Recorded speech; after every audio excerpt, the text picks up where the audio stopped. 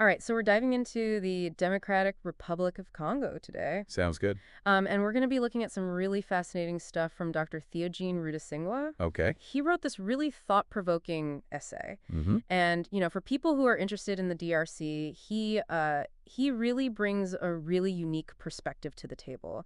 And it's a story about betrayal, plunder, and conflict. Right. The DRC has just been repeatedly exploited. Mm-hmm. And it's a story that spans centuries. Yes. But believe it or not, there's actually a connection between the DRC's past and a very prominent figure today, Rwanda's General Paul Kagame. So that's kind of where we're headed with this deep dive. Yeah, and I think what's striking about Dr. Rudasingwa's analysis is how he links this history of exploitation directly to figures like Kagame. Yeah, But to understand that connection, we need to go back to the very beginning. let's do it. Take us back. Well, we have to start with King Leopold II of Belgium.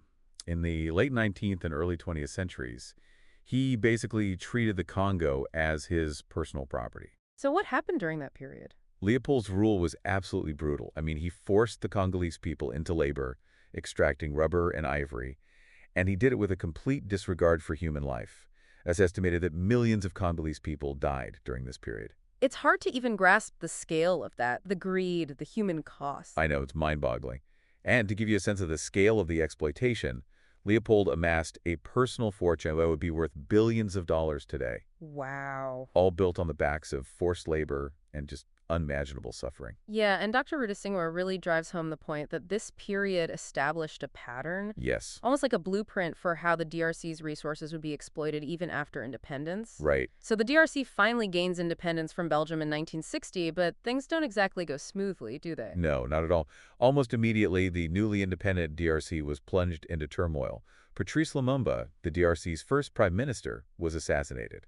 What happened? I mean, was it just political rifles, or was there something more to it? Well, Dr. Rudasingwa suggests that Western powers, fearing that Lumumba would nationalize the DRC's vast resources and reduce their influence, played a role in his assassination. So essentially, they saw him as a threat for their own interests. Exactly. He wanted a truly independent Congo, one that controlled its own destiny. And that made him dangerous. To those who had profited from the country's exploitation for so long, yes. So, tragically, the DRC escapes colonial rule only to be caught in this new web of international manipulation. Is that when Mobutu Sese Seko comes into the picture? Yes, Mobutu's rise to power is a pivotal moment. He seizes control in 1965 and rules for over 3 decades, until 1997. What was his rule like? I mean, was he a reformer, a revolutionary, or something else entirely? While the essay acknowledges that Mobutu positioned himself as an anti-communist leader during the Cold War, ultimately Dr. Rudasingwa portrays Mobutu as a dictator, Okay. whose primary interest was enriching himself. So, more of the same in terms of exploitation, but maybe with a different ideological facade. Yes, and Dr. Rudasingwa cites instances where Mobutu siphoned off billions of dollars of state funds into personal Swiss bank accounts. He lived a life of lavish excess while his people suffered, and his actions had a devastating impact on the DRC. The country was essentially hollowed out from the inside, Leaving it incredibly vulnerable. both to internal conflict and further external interference. So how does Mobutu's rule connect to the rise of Paul Kagame? That's where it gets really interesting, right? That's where this history takes a fascinating and troubling turn. The weakness and corruption of Mobutu's regime created the conditions for someone like Paul Kagame to exploit. When Mobutu was finally ousted in 1997, a dangerous power vacuum emerged. And Kagame was ready to step into that vacuum? It seems that way. We have to remember the regional context at the time. The late 1990s and early 2000s were a period of intense conflict, often referred to as Africa's World War. It was a complex, multi-sided conflict. Right. And according to Dr. Rudasingwa, Kagame, who was leading Rwanda at the time, played a very significant role in shaping the conflict to his advantage. Can you elaborate on Kagame's involvement? How did he manage to exert influence in the DRC? Rwanda, under Kagame's leadership, started supporting rebel groups within the DRC. These groups, like the RCD and the M23, acted as proxies for Rwanda. Proxies. So he was using them to fight his battles for him. In a way, yes. It allowed them to exert influence and advance their interests within the DRC without directly engaging in a full-scale war. So it sounds like Kagame was playing a dangerous game, using these groups to destabilize the DRC and pursue his own agenda. But what exactly was that agenda? Was it just about political power, or was there something more to it? And unfortunately, there's evidence that this strategy continues to this day. In January 2025, the M23 resurged, even managing to capture the city of Goma. That's alarming. And Dr. Rudasingwa believes that this is a direct continuation of Kagame's long-term strategy, using instability and conflict to control the DRC. That's his assessment, yes. But Dr. Rudasingwa goes beyond simply analyzing the military and political dimensions of this situation. He also highlights the economic exploitation that's been taking place. What do you mean by economic exploitation? Dr. Rudasingwa argues that Kagame has been systematically plundering the DRC's natural resources, specifically its vast mineral wealth. Like, what kinds of minerals are we talking about here? We're talking about coltan, which is essential for electronics, gold, diamonds, the list goes on. Wow. These resources are incredibly valuable, Right. and there's evidence that Rwanda has been profiting immensely from their extraction, often at the expense of the Congolese people. So Rwanda's involvement isn't just about political power or territorial disputes. It's about economic gain, too. It's about controlling those resources. Precisely. And this economic exploitation contributes to a tragic cycle.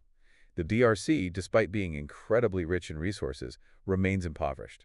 And the ongoing conflict makes it that much easier for this exploitation to continue unabated. It's a heartbreaking situation, but it also raises a crucial question. What exactly is Kagame's ultimate goal? Right. Is he just trying to enrich Rwanda, or is there something more to his ambitions? What's the end game here? That's a great question, and it takes us to one of the most controversial aspects of Dr. Rudasingwa's essay. He argues that Kagame has a much grander ambition, one that he refers to as the Greater Rwanda ambition. Greater Rwanda. What does that entail? Essentially, Dr. Rudasingwa argues that Kagame wants to expand Rwanda's sphere of influence, potentially even its territory, into the eastern DRC. Into the DRC. Is he talking about annexation or something else? There are communities in that region that speak Kinyarwanda, which is the language spoken in Rwanda. And Kagame has often used the protection of those communities as a justification for his interventions in the DRC. So Dr. Rudasingwa is suggesting that Kagame is using the pretext of protecting Kinyarwanda-speaking communities to pursue a much larger goal of expanding Rwandan power. That's a serious accusation. It is. What evidence does he present to support this claim? He points to a pattern of Rwandan military incursions, support for rebel groups, and control over key economic sectors in the eastern DRC, Okay. all of which suggest a long-term strategy aimed at consolidating Rwandan influence in the region. So he's piecing together a pattern of behavior that points to a larger ambition. Right, and he also draws parallels between Kagame's actions and the tactics used by colonial powers to justify territorial expansion in the past. It's a chilling comparison. It is. It's disturbing to think that tactics from a period as brutal as King Leopold's reign are potentially being used in the 21st century. But if this is happening so openly, why isn't anyone doing anything to stop it? What about the African Union and other regional bodies? Shouldn't they be stepping in to protect the DRC? That's a question that clearly frustrates Dr. Rudasingwa. He's incredibly critical of the African Union, as well as regional organizations like the East African Community and the Southern African Development Community. He sees them as failing to protect the DRC. He sees their failure to hold aggressors like Rwanda accountable and to effectively support the DRC as a massive leadership failure on the African continent. And what about the UN? They've had a peacekeeping mission in the DRC, MONUSCO, for decades. Surely they've made some progress. Dr. Rudasingwa acknowledges the UN's presence, but he's ultimately very critical of MONUSCO. He argues that despite its longevity and the massive amount of money that's been poured into it, MONUSCO has failed to achieve lasting peace or to truly protect civilians. So he sees them as ineffective. In fact, he sees MONUSCO as part of the problem, arguing that their presence sometimes serves to legitimize the actions of external forces operating in the DRC. We have this situation where external forces, primarily Rwanda under Kagame, are actively exploiting the DRC, and the institutions that are supposed to be protecting the DRC are either failing to do so or, in some cases, even exacerbating the problem. What does Dr. Rudasingwa propose as a way forward? Where do we go from here? Is there any hope? Well, amidst all the criticism and despair, Dr. Rudasingwa does offer a glimmer of hope. He calls for a return to the core principles of Pan-Africanism, unity, sovereignty, and mutual respect among African nations. That sounds like a worthy goal, but how do we translate that into concrete action? How do we move from aspiration to reality? What specific steps does he recommend? He gets very specific. He says we need to hold aggressor states accountable, and that means imposing real consequences for actions that destabilize the region. He also emphasizes the need to strengthen regional mechanisms for conflict resolution so that African nations can address these issues internally without relying on external intervention. So it's about African nations taking ownership of their problems and finding African solutions. But realistically, can this vision of Pan-African unity be achieved in a region that's been so deeply fractured by conflict and mistrust? Is that even a realistic possibility at this point? That's a question that goes to the heart of Dr. Rudasingwa's argument. He seems to believe that the alternative, continuing down the current path of exploitation and impunity, will lead to even greater suffering and instability. He argues that a fundamental shift in thinking is necessary, one that prioritizes the collective good of the African continent over narrow national interests. It's a powerful vision, but it also raises a question: what about the role of the international community? Can African nations solve these problems on their own, or do they need support from the outside world? And if so, what kind of support would be most effective? That's a key point that Dr. Rudasingwa doesn't shy away from. He argues that the international community has a responsibility to support peace and development in the DRC, Okay. but not in the way it's been doing so far. What does he mean by that? What's wrong with the current approach? He's very critical of the way Western powers, in particular, have engaged with the region. Okay. He accuses them of hypocrisy and complicity in their dealings with Rwanda and the DRC. He believes they've turned a blind eye to Kagame's actions for far too long, So he sees them as part of the problem, not part of the solution. prioritizing their own strategic interests over the well-being of the Congolese people. It sounds like he believes that true change in the DRC will require a fundamental shift in the way the international community engages with the region. Yes, And he's particularly critical of Western powers. definitely. But before we delve into that critique, I think we should take a moment to consider the human cost of this conflict, the trauma that's been inflicted on the Congolese people. Right. We've talked about the political and economic consequences, but what about the psychological impact? Yes. How do these cycles of violence and exploitation affect the lives of everyday Congolese people? How do they cope with this constant instability and fear? That's a vital point, and it's one that Dr. Rudasingwa addresses directly in his essay. He argues that the trauma inflicted on the Congolese people, generation after generation, is a profound wound that cannot be ignored. Right. It shapes the way they see the world, their relationships with each other, their ability to trust, and ultimately their ability to build a stable and prosperous future. It's a sobering thought, but it's a reality that we need to grapple with if we truly want to understand the DRC's current predicament. Well, this has been a really insightful dive so far into a part of the world that's often overlooked or misunderstood. We've uncovered layers of history, from the horrors of colonial exploitation to the complex power struggles of the present day. But in the face of these challenges, Dr. Rudasingwa's call for Pan-African unity and a renewed commitment to sovereignty and mutual respect offers a glimmer of hope, and it's a vision that we'll continue to explore in our next segment. Looking forward to it. It's easy to get caught up in the scale of the challenges facing the DRC, but what's interesting is that Dr. Rudasingwa doesn't just offer a broad vision for the future. Right. He lays out specific actions that can be taken to address the situation. Okay, let's get into that. We've talked about the problems, the historical context, the role of various players, but what does he propose as a way forward? Well, he starts by addressing the most immediate threat, Rwanda's continued interference in the DRC. He advocates for a clear and unambiguous ultimatum to Rwanda. Okay. Stop supporting the M23 rebels and withdraw all Rwandan forces from Congolese territory. No more ambiguity, no more excuses. And what if Rwanda ignores this ultimatum? What happens then? Dr. Rudasingwa suggests hitting them where it hurts economically and diplomatically. He proposes targeted economic sanctions that would cut off access to trade agreements and financial flows that benefit those who are profiting from the conflict. So the idea is to impose sanctions that would pressure Rwanda to change its behavior by making it too costly to continue their current course. Exactly. And he goes even further, suggesting that Rwanda should be suspended from key international bodies, like the African Union and the Commonwealth of Nations, until they demonstrate a commitment to respecting international norms and the DRC's sovereignty. That's a bold move. It would essentially isolate Rwanda diplomatically until they change their behavior. But what about the military situation on the ground? How does Dr. Rudasingwa propose to address the ongoing violence and instability in the eastern DRC? He calls for a more robust military presence in the region, but not just a traditional peacekeeping force.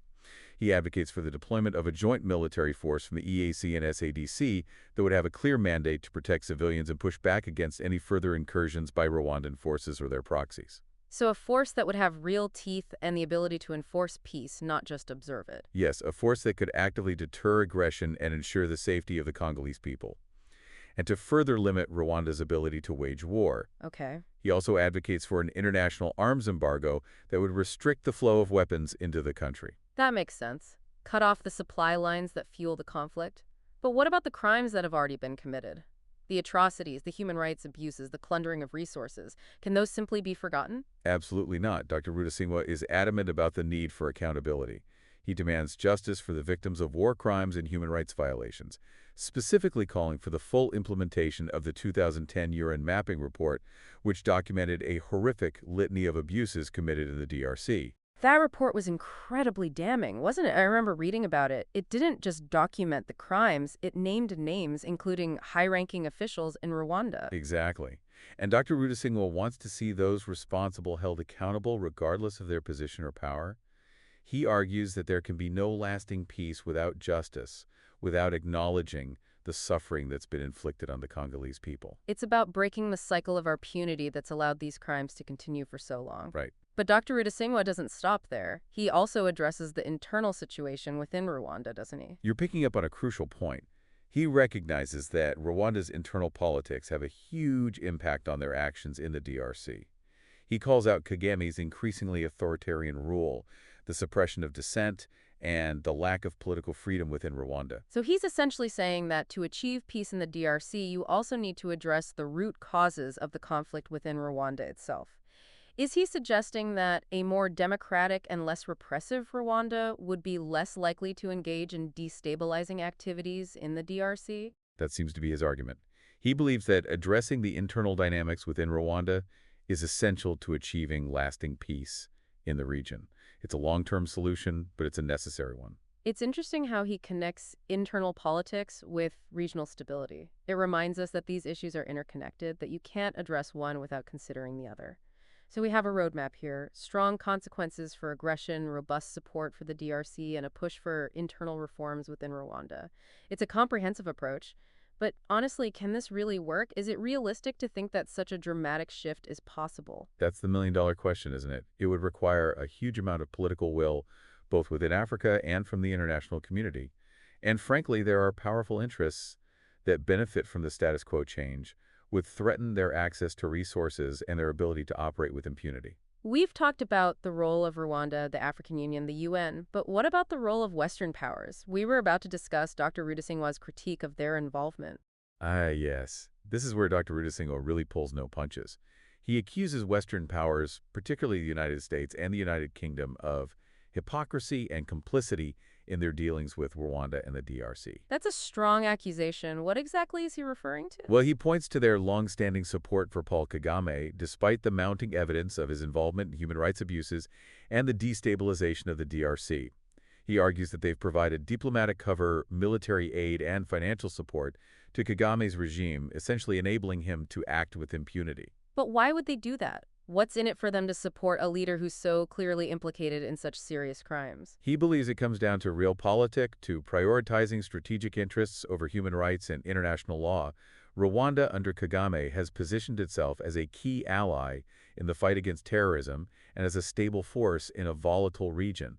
They've been very effective at cultivating relationships with powerful Western nations. So Dr. Rudasingwa is suggesting that Western powers are willing to overlook Kagame's actions in the DRC because they see him as a valuable partner in other areas. That's his argument, and it's a damning one. Yeah. He argues that this short-sighted approach ultimately undermines international norms and contributes to regional instability. Right. It's a classic case of prioritizing short-term gains over long-term stability and justice. It's a sobering thought, but he doesn't just criticize governments, does he? He also talks about the role of multinational corporations in perpetuating the conflict. That's right. He argues that multinational corporations, particularly those involved in the extraction of minerals from the DRC, are complicit in the cycle of exploitation. They're often willing to turn a blind eye to human rights abuses and environmental damage in their pursuit of profit. So it's this complex web of actors, corrupt governments, greedy corporations, and powerful nations all benefiting from the DRC's misery. Right. And it creates a system where those who are supposed to be upholding human rights and international law are actually complicit in the abuse. It's a pretty bleak picture, honestly. Is there any reason for optimism? Well, despite his sharp criticisms, Dr. Rudasingwa does end on a note of hope. He believes that the Congolese people, with the right support, can break free from this cycle of exploitation and build a better future.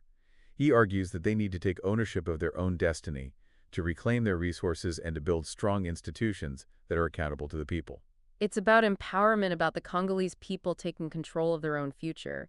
But it's hard to imagine how they can do that when they're facing such powerful forces. He acknowledges the challenges, but he also highlights the resilience of the Congolese people. They've endured so much, but their spirit remains unbroken. Right. He believes that with a combination of internal strength and genuine support from the international community, real change is possible. So what can the international community do to provide that support? What concrete actions can they take to help the Congolese people achieve their aspirations for a peaceful and prosperous future? He outlines several key steps. Firstly, he calls for an end to the enabling of aggressors like Rwanda. That means cutting off military aid, imposing targeted sanctions, and holding individuals accountable for their crimes. Secondly, he advocates for increased investment in peace-building initiatives, supporting civil society organizations, and promoting good governance in the DRC. And finally, he stresses the importance of addressing the root causes of the conflict, including poverty, inequality, and the legacy of colonialism. It's a call to action for the international community to step up and do the right thing, but ultimately, Dr. Rudasingwa believes that the fate of the DRC lies in the hands of the Congolese people themselves, doesn't he? Absolutely. He argues that they need to harness their collective power to demand accountability from their leaders and to work together to build a more just and equitable society. It's a reminder that change ultimately comes from within. It's about people coming together to demand a better future for themselves and their children. Well, this has been a fascinating and at times quite challenging conversation. We've covered a lot of ground, from the historical roots of the conflict to the complex web of actors involved and the potential pathways to peace. But what's really stuck with me is Dr. Rudasingwa's unwavering belief in the possibility of change, his conviction that even in the face of immense challenges, a brighter future for the DRC is possible. And that's a powerful message to end on. A message of hope, of resilience, and of the enduring power of the human spirit to overcome even the most daunting obstacles. This deep dive has certainly opened my eyes to the complexities of the situation in the DRC, and it's left me with a lot to think about. But before I wrap up, I want to circle back to something we discussed earlier, this idea of the psychological trauma that's been inflicted on the Congolese people. It's something that I think is often overlooked in discussions about conflict and development, but it's so crucial to understand if we want to truly support the healing and rebuilding of the DRC. You're absolutely right. Dr. Rudasingwa doesn't shy away from discussing the profound psychological impact of decades of violence, exploitation, and displacement. He talks about the erosion of trust, the normalization of violence, and the intergenerational transmission of trauma. These are deep wounds that will take time and care to heal. And it's not just about individual healing, is it? It's about societal healing, about rebuilding communities, and about creating a sense of hope and shared purpose that can help people move forward from the trauma of the past. Exactly. It's a long and complex process, but it's an essential one.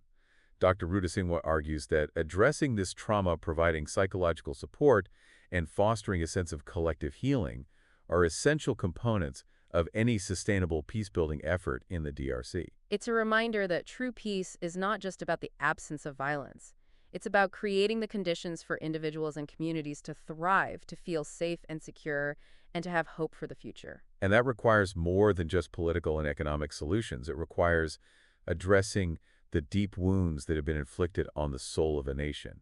All right, so we're back and ready to really dig into Dr. Rudasingwa's critique of Western involvement in the DRC. We were talking about how Western powers see Congo as strategically important and maybe look the other way on some things because of that. Yeah, and he makes some pretty strong accusations. He goes even further, directly accusing the U.S. and the U.K. of actually shielding Kagame from any real accountability. Wow. So not just ignoring things, but actively protecting him. That's what he's saying. He claims they've given him not just diplomatic cover, but also military assistance and even direct financial support.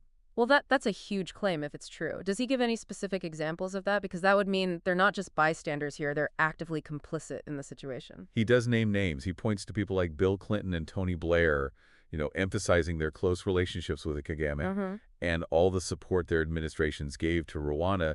And it's not just historical. He says it's ongoing. He mentions things like military training programs and arms deals still happening today.